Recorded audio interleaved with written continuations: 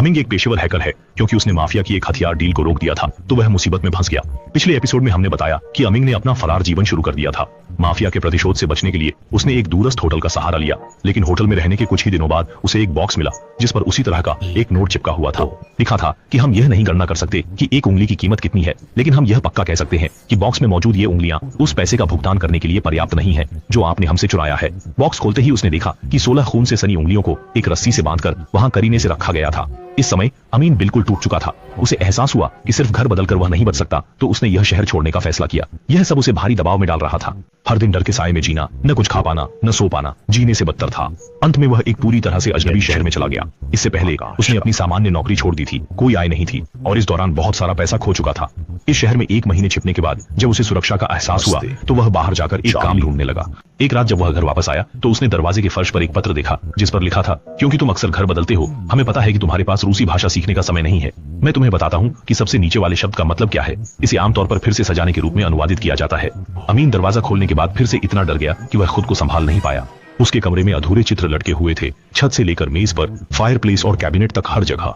अमीन का घर बिल्कुल एक डरावना घर बन गया था। वह अब और सहन नहीं कर सका, मानसिक रूप से टूट गया और जमीन पर गिर पड़ा। तभी उसे धुंधला सा एक आवाज सुनाई दी। अमीन धीरे धीरे होश में आने लगा।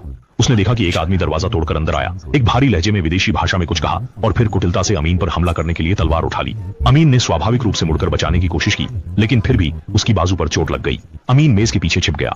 उसने हमलावर को अच्छी तरह देखा, एक लंबा और मजबूत आदमी जिसकी आंखों पर मास्क था। उसने सिर्फ अमीन से कहा, तुमने हमसे पैसे चुराए थे और तुम्हारे बार बार घर बदलने से अब तुम्हारे पास शायद ज्यादा नहीं बचे हैं। मेरा काम तुम्हें ढूंढना, तुम्हें मानसिक रूप से परेशान करना और फिर तुम्हारा सफाया करना है। अब बस अंतिम कदम बाकी है।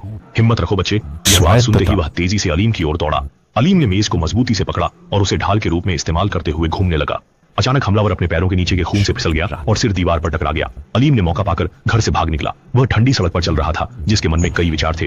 वह भागते भागते थक चुका था। कहीं जाने को जगह नहीं थी तो उसने पुलिस स्टेशन जाकर आत्मसमर्पण करने का फैसला किया। इसके बाद अलीम को सीधे अस्पताल ले जाया गया, क्योंकि पुराने जासूस उनके केस की जांच कर रहे थे।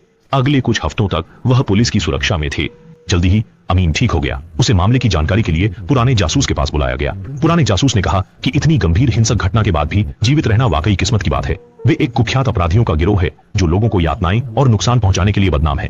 सुनकर अमीन को बहुत राहत महसूस हुई। उसने कहा कि कम से कम वह अपने परिवार से मिल सकेगा।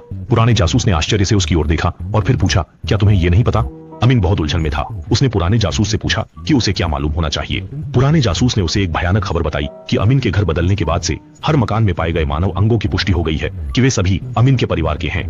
पहले बॉक्स में उसकी माँ थी और दूसरे बॉक्स में उंगलियां उसके भाई बहनों की थीं।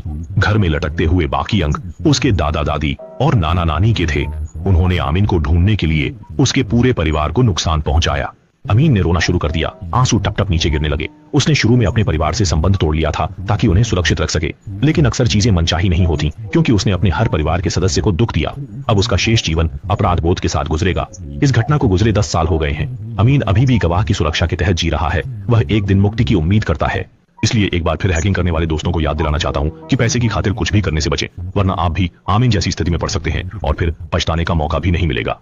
मैंने अभी शादी की है और अनेक मुश्किलों का सामना करके एक पुराना घर खरीदा है ताकि मैं और मेरी पत्नी अपना नया जीवन शुरू कर सके। हम हमेशा से सपना देख रहे थे कि हमारे पास अपना खुद का घर हो और अब आखिरकार हमारा सपना पूरा हो गया है। घर शहर के केंद्र से दूर उपनगर में स्थित है। चारों ओर घना जंगल है। ये एक पुराना घर है, नहीं तो हम इसे नहीं खरीद पाते। हमने घर के पीछे एक छोटा बगीचा तैयार किया और अपने भविष्य के सुंदर जीवन की कल्पना करने लगे। उस रात जब हम सोने के लिए बिस्तर पर जा रहे थे, फिर से छत से भयानक आवाजें सुनाई। इस बार आवाज और भी जोरदार थी, जैसे कोई आपदा का संकेत हो। मैं और मेरी पत्नी सहमे हुए एक दूसरे को देख रहे थे, लेकिन कुछ कर नहीं पा रहे थे। हम कुछ नहीं कर सके क्योंकि गरजने की आवाजें बढ़ती जा रही थी। तभी एक लंबे बालों वाली महिला की भूतिया छवि बेडरूम की छत पर दिखाई दी। उसके बाल शरीर के साथ हवा में लहराने लगे। मैं और मेरी पत्नी डर के मारे चीखने लगे और तुरंत बिस्तर से कूद कर भागे।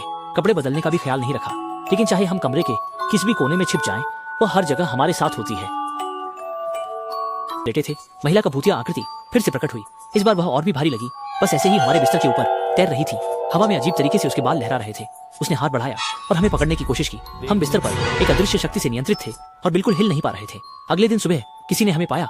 हमारी पुतलियां बड़ी हो गई थीं, सांस रुक गई थी, खून बह रहा था और हम बिस्तर पर बिल्कुल स्थिर पड़े थे। उस दिन से कोई भी उस पुराने घर में रहने की हिम्मत नहीं करता। लोगों ने कहना शुरू कर दिया कि वह लंबी बालों वाली महिला अभी भी उस पुराने घर में घूमती है। वह एक अंधेरी शरद ऋतु की रात थी। एक महिला ने अभी अभी ग्रामीण कारखाने से प्रशिक्षण समाप्त किया था। वह अकेले बस स्टॉप पर खड़ी थी, शहर लौटने वाली बस का इंतजार कर रही थी।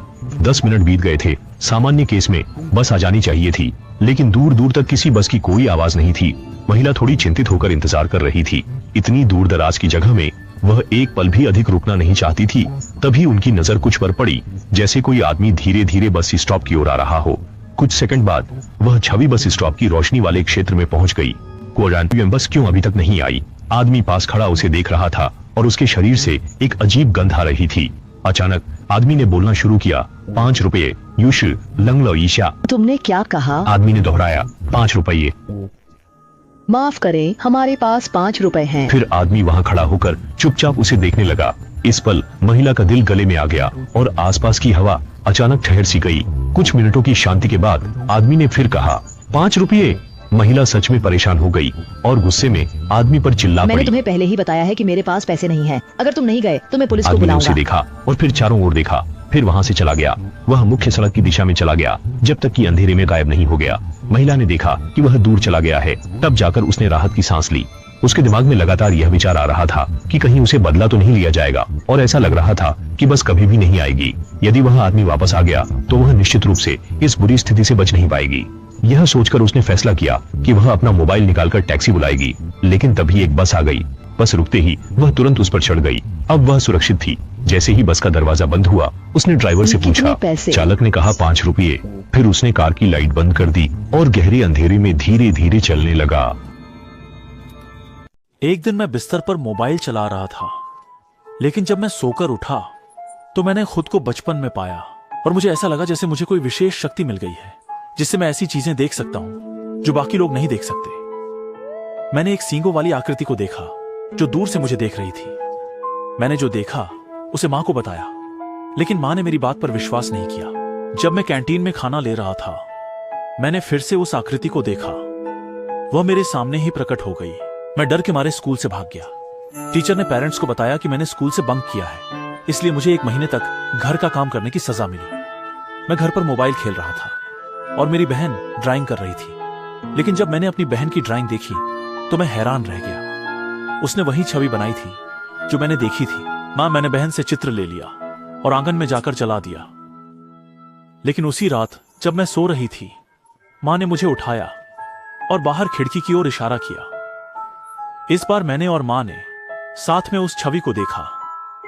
वह छवि जल्दी से गायब हो गई और फिर अचानक मेरे कमरे में प्रकट हो गई।